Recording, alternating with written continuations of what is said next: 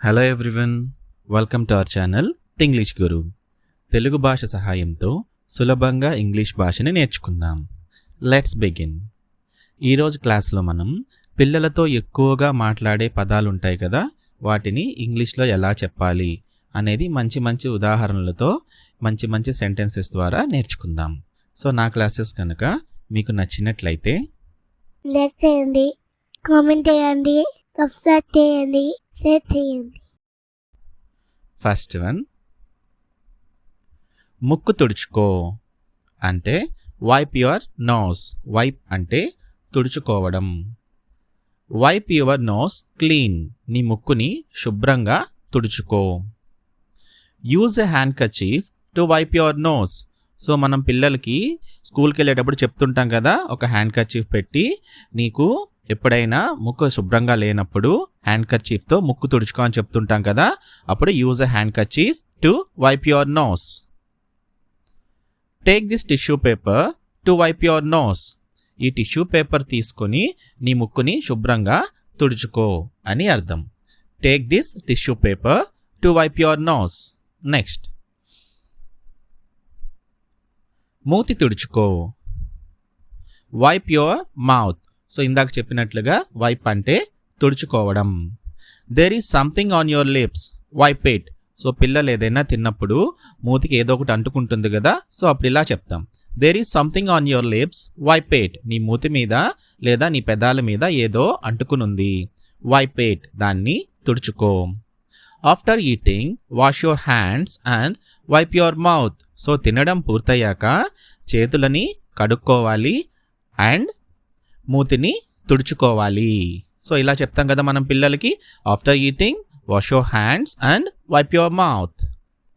That cloth is dirty, use this tissue paper to wipe your mouth. So పిల్లలు ఏదైనా బట్టతో తుడుచుకోవాలని ప్రయత్నించినప్పుడు అది మురికిగా ఉంటే మనం ఇలా చెప్తాం కదా, దట్ క్లాత్ ఈజ్ డర్టీ. ఆ బట్ట ముక్క చాలా అశుభ్రంగా ఉంది. Use this tissue paper to wipe your mouth. కాబట్టి నీ మూతిని తుడుచుకోవడానికి ఈ టిష్యూ పేపర్ ఉపయోగించు అని అర్థం. నెక్స్ట్, అల్లరి చేయకు. సో పిల్లలు బాగా అల్లరి చేస్తుంటారు కదా, డోంట్ మేక్ ఫస్. డోంట్ మేక్ ఫస్ అంటే అల్లరి చేయకు అని అర్థం. స్టాప్ మేకింగ్ ఫస్ అంటే అల్లరి చేయడం మానుకో అని అర్థం. స్టాప్ మేకింగ్ ఫస్, అల్లరి చేయడం మానుకో లేదా ఆపు. Recently you are making lot of fuss అంటే ఈ మధ్యకాలంలో నువ్వు చాలా అల్లరి చేస్తున్నావు అంటుంటాం కదా పిల్లల్ని, సో అది ఎలా చెప్పాలి, recently you are making lot of fuss. Lot of fuss అంటే చాలా అల్లరి. Next, stop making fuss and clear this mess. Stop making fuss and clear this mess. ఇక్కడ స్టాప్ మేకింగ్ ఫస్ అంటే అల్లరి చేయొద్దు అని, అండ్ క్లియర్ దిస్ మెస్ అంటే mess, MESS mess అంటే ఈ సందర్భంలో అర్థం చిందరవందర, గందరగోళం. సో పిల్లలు ఆడుకున్నప్పుడు కానీ లేదా ఏదైనా పని చేసినప్పుడు అంతా చిందరవందరగా చేస్తుంటారు కదా, అప్పుడు మనం ఇలా చెప్పాలి, క్లియర్ దిస్ మెస్ అంటే ఈ చిందరవందరనంతా శుభ్రం చెయ్యి. So stop making fuss and clear this mess, అల్లరి చేయడం ఆపి ముందు ఈ చిందరవందరనంతా శుభ్రం చెయ్యి అని ఈ సందర్భంలో అర్థం. నెక్స్ట్, మారం చెయ్యకు లేదా నసపెట్టకు అంటే స్టాప్ నాగింగ్. సో మారం చెయ్యకు లేదా నసపెట్టకు అని చెప్పడానికి మనం స్టాప్ నాగింగ్ అని చెప్పచ్చు. సో నాగింగ్ అంటే ఊరికే పిల్లలు ఏదైనా కొనివ్వమని లేదా ఏదైనా చెయ్యమని లేదా తినమని మారం చేస్తూ లేదా నసపెడుతూ ఉంటారు కదా, సో అదన్నమాట. ఉదాహరణకి, okay fine, stop nagging, I will buy that doll. Okay fine, stop nagging, I will buy that doll అంటే సరే సరే, ఓకే ఫైన్ అంటే సరే సరే అలాగే, స్టాప్ నాగింగ్ నసపెట్టకు లేదా మారం చెయ్యకు, I will buy that doll, నేను ఆ బొమ్మని కొంటాను. సో పిల్లలు ఏదైనా బొమ్మ కొనివ్వమని నసపెట్టినా మారం చేసినా ఇలా చెప్తుంటాం కదా, సరేలే ఇంకా మారం చేయకు, నేను ఆ బొమ్మని కొంటాను అంటాం కదా, సో అదే అన్నమాట ఇది. Okay fine, stop nagging, I will buy that doll. Next, stop nagging and keep quiet. So మరీ అల్లరి ఎక్కువైపోతే మనం కూడా కొద్దిపాటి కోపాన్ని చూపిస్తూ చెప్తుంటాం కదా, సో నసపెట్టకు, సైలెంట్గా ఉండు అంటూ ఉంటాం కదా, అది ఇలా చెప్పాలి, stop nagging and keep quiet. Stop nagging and keep quiet అంటే నిశ్శబ్దంగా ఉండు. Stop nagging, I'll take you to park on Sunday. So మనకి ఏదైనా ఇంపార్టెంట్ వర్క్ ఉన్నప్పుడు పిల్లలు ఎక్కడికైనా బయటికి తీసుకెళ్ళమని అడుగుతూ ఉంటారు కదా. సో ఎంత చెప్పినా వినకుండా ఇంకా మారం చేస్తుంటే మనం చెప్తుంటాం కదా, సరేలే ఇక నసపెట్టకు, ఆదివారం నేను తీసుకెళ్తాలే పార్క్కి అంటుంటాం కదా. సో అది ఇలా చెప్పాలన్నమాట. Stop nagging, I'll take you to park on Sunday. Next, గలబా చేయకు, డోంట్ మేక్ నాయిస్. గలబా అంటే తెలుసు కదా, అంటే ఎక్కువ రొదా లేదా ఎక్కువ శబ్దం అలా చేయడం అన్నమాట. గలబా చేయకు అంటే డోంట్ మేక్ నాయిస్. ఉదాహరణకి, play quietly, don't make noise. Play quietly, don't make noise. Play quietly అంటే నిశ్శబ్దంగా ఆడుకో. డోంట్ మేక్ నాయిస్, ఎక్కువ గలబా చేయొద్దు అంటే ఎక్కువ శబ్దం చేయొద్దు. Next, don't make noise, your dad is sleeping. Don't make noise, your dad is sleeping. So పిల్లలు ఆడుకునేటప్పుడు ఏదైనా ఎక్కువ శబ్దాలు చేస్తూ లేదా గలబా చేస్తూ ఉంటే పెద్దవాళ్ళు పడుకుని ఉన్నారనుకోండి, మనం ఇలా చెప్తుంటాం, మీ నాన్నగారు పడుకుని ఉన్నారు, నువ్వు శబ్దం చేయకుండా ఉండు. Don't make noise, your dad is sleeping. ఇంకో వాక్యం, don't make noise, your brother is studying. Don't make noise, your brother is studying. So గలబా చేయొద్దు అంటే ఎక్కువ శబ్దం చేయొద్దు. యువర్ బ్రదర్ ఈజ్ స్టడీయింగ్, మీ అన్నయ్య లేదా తమ్ముడు, మీ అన్నయ్య చదువుకుంటున్నాడు కాబట్టి నిశ్శబ్దంగా ఉండు లేదా గలబా చేయకు అని ఇలా చెప్తుంటాం అన్నమాట. నెక్స్ట్, అమ్మ మాట వినవా లేదా అమ్మ చెప్పింది. సో వీటిని ఎలా చెప్పాలి? Don't you listen to mom అంటే అమ్మ మాట వినవా. నెక్స్ట్, అమ్మ చెప్పింది, మామ్ సెడ్. ఉదాహరణకి, Chinnu eat this Apple, don't you listen to mom. Chinnu eat this Apple, don't you listen to mom అంటే చిన్ను ఈ యాపిల్ తినమ్మా, అమ్మ మాట వినవా అంటే దాని అర్థం ఏంటి? అమ్మ మాట విని యాపిల్ తిను అని అర్థం కదా. కానీ ఇలా చెప్తుంటాం కదా, యాపిల్ తిన్నానా, అమ్మ మాట ఎప్పుడు తిన్నాను అని పిల్లలు అంటే అమ్మ మాట వినవా అని అంటుంటాం కదా. సో అలా అన్నమాట. చిన్ను ఈట్ దిస్ యాపిల్ అని అన్నప్పుడు పిల్లలు నో అని చెప్పారనుకోండి, don't you listen to mom అంటే అమ్మ మాట వినవా అంటుంటాం కదా. సో అదన్నమాట. ఇంకో ఉదాహరణ, my mom said not to talk to strangers. My mom said not to talk to strangers. ఇక్కడ మై మామ్ సెడ్ అంటే మా అమ్మ చెప్పింది ఏమని? Not to talk to strangers అంటే అపరిచిత వ్యక్తులతో మాట్లాడద్దు అని చెప్పింది. సో మనం పిల్లల్ని స్కూల్కి పంపించేటప్పుడు చాలా జాగ్రత్తలు చెప్పి పంపిస్తుంటాం కదా.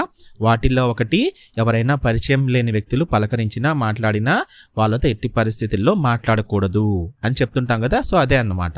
My mom said not to talk to strangers. Strangers అంటే అపరిచిత వ్యక్తులు. Next one, listen to me dear, don't play with sharp objects. So మన పిల్లలకి జాగ్రత్తలు చెప్తుంటాం కదా. లిజన్ టు మీ డియర్, నా మాట వినమ్మా. Don't play with sharp objects. So పదునైన వస్తువులతో ఆడుకోవద్దు. ఉదాహరణకి కత్తెర, అలాంటి కత్తి, షార్ప్ ఆబ్జెక్ట్స్ కదా. సో వాటితో ఆడుకుంటే గాయపడడానికి చాలా ఆస్కారం ఉంది. సో మనం పిల్లలకి చెప్తుంటాం, సో వాళ్ళు తెలియక వాటితో ఆడుకుంటుంటే మనం చెప్తాం కదా, లిజన్ టు మీ డియర్, నా మాట విను నాన్న. Don't play with sharp objects. So పదునైన వస్తువులతో ఆడుకోవద్దు. నెక్స్ట్ వన్, కోపం వచ్చిందా, ఆర్ యు యాంగ్రీ. కోపం వచ్చిందా అంటే are you angry.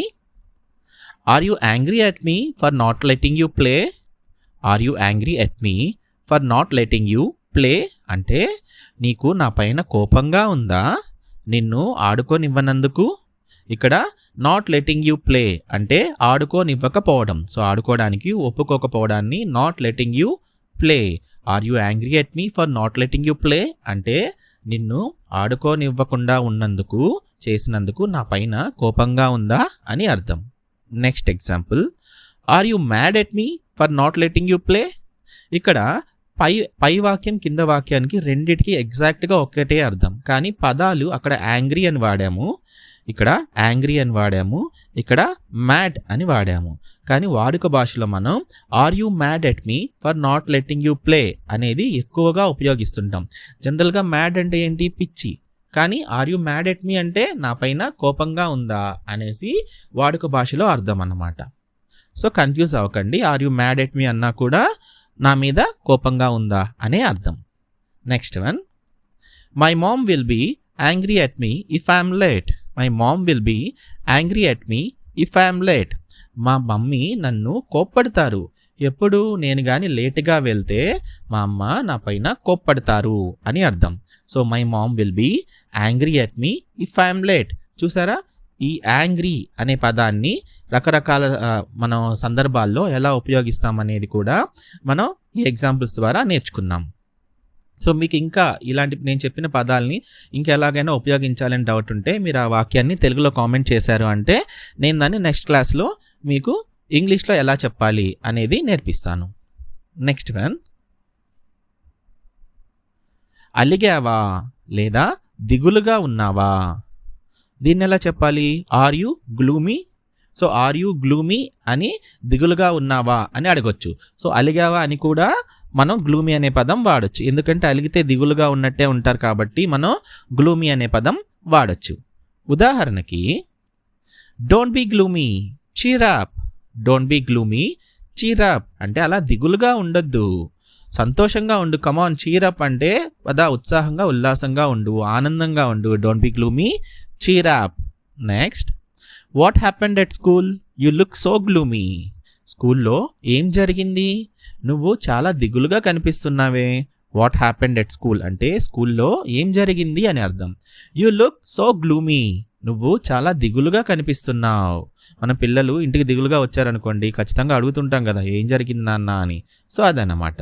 Next example, don't be gloomy, let's go and play hide and seek. So పిల్లలు ఒకరు దిగులుగా ఉన్నారనుకోండి, సో సాటి పిల్లలు లేదా స్నేహితులు వచ్చి చెప్తుంటారు కదా, అలా దిగులుగా ఉండద్దు, పద మనం వెళ్ళి ఆడుకుంటాం అంటుంటారు కదా. సో అలాంటి వాక్యం అన్నమాట.